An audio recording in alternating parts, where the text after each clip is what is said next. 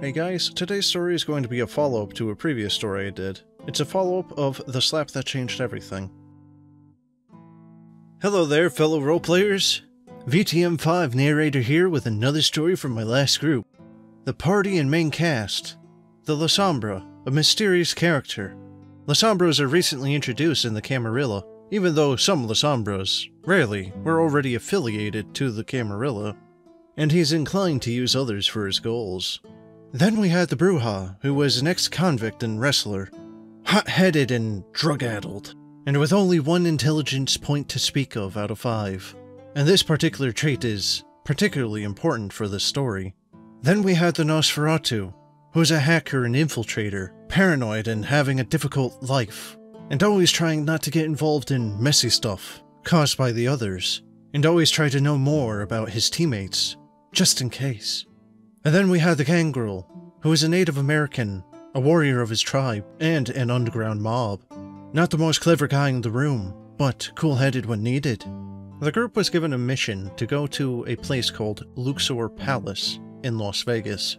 They were to go there because they received intel that a mortal wanted to trade information about vampires to the authorities for his own benefit. That mortal was currently staying there, and they received the name from the NPC, and they decided to go and investigate. Additionally, every character has a backstory and personal goals. They receive individual information about what's going on, and they're free to either share it with their comrades or not. Some of them already knew each other, but they decided not to share anything between themselves, just what's necessary to proceed with the mission. The Bruja was described as a mix between Dominic Toretto, Jeff Hardy, and Super Sloth, and he had some skill in driving, so he decided to go there by doing just that. But as he said, like crazy at very high speed and crazy maneuvers. So I told him that if he was going to go like that, considering that he was in Vegas, he would have to try to roll with dexterity in driving to see if he could keep up with that type of driving. And this was just for the sake of fun and comic relief, since this action wasn't really necessary. So it just added some spice to the story. And it didn't go well, as he ended up with a 180 in the middle of a not crowded road. All in all, it wasn't too bad, as most of what happened was just people yelling at him to move. They eventually arrived and started digging for information, and all they found out was the name that they know is kind of generic, as there were 3 other people with the same name staying at Luxor's hotel. Which isn't so bad, actually. Even if they didn't have any key to access the rooms, they ended up deciding to split up into 2 groups.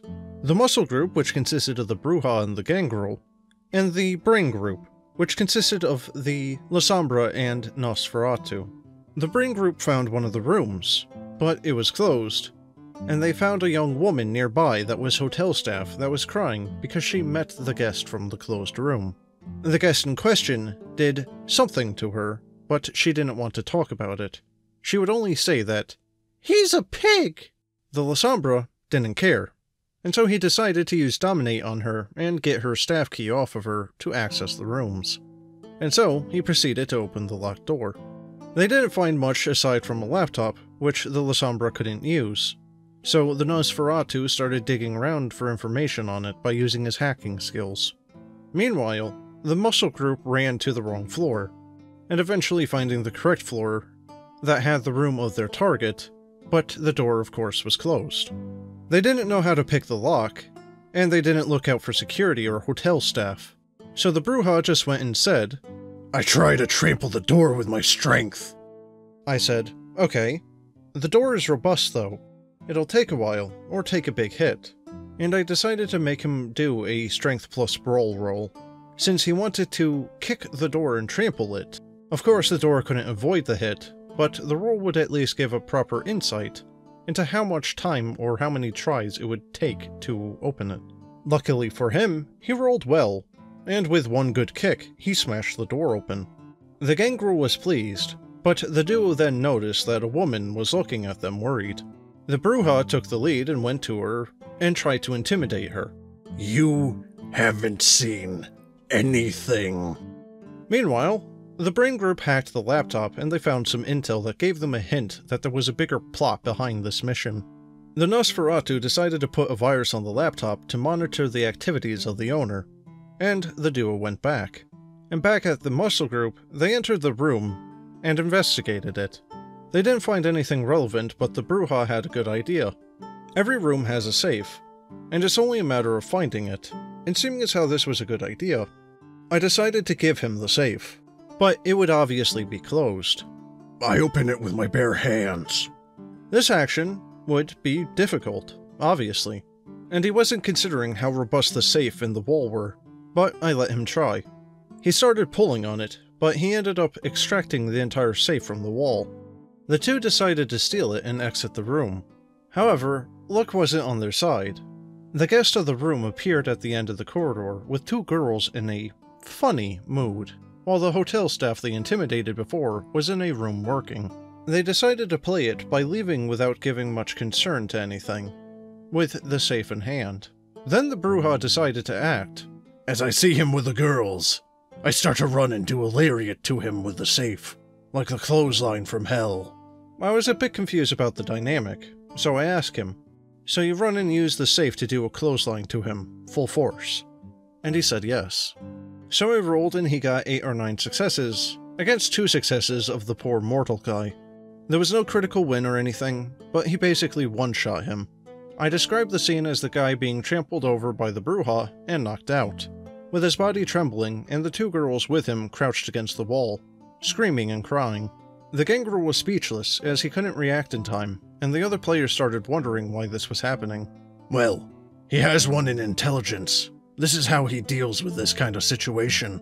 He panicked, and with his low intelligence, he decided that this was just the way to do it. The Nosferatu and the Lasombra decided to get ready to move, just in case. But the Brujah wasn't done just yet. I see the girls there, right? I decide to jump with all my body over one of them, and I'm using fleetness to give me a boost in speed and distance. Let me understand. You want to jump against the woman, like Blanca from Street Fighter? Yeah, with fleetness. I can jump horizontally at a distance of 1 meter per potence level, right? So I should be able to do it. Are you sure? The girl is tiny and scared. Are you sure you want to handle it like this? Yes. He has 1 intelligence and he's panicking, so this is the best way he thinks of. I wasn't quite sure how it should be handled, so I kind of improvised. Okay, the action is quite particular. Since you are jumping against her, roll dexterity and brawl. Again, a good roll against a standing target with no combat skills whatsoever, and paralyzed by the fear.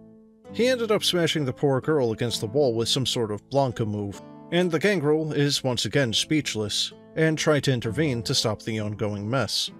Okay, big guy, I think that's enough. The other witnesses started to call the guards, and the gangrel noticed it and shouted, "Run!" So they ran inside of an open room while the guards arrived. "Let's block the door with something, big guy." I jump out the window. You're on the 3rd floor of a very big palace, and from outside you can see that the building is a pyramid. Are you sure? Yes, of course.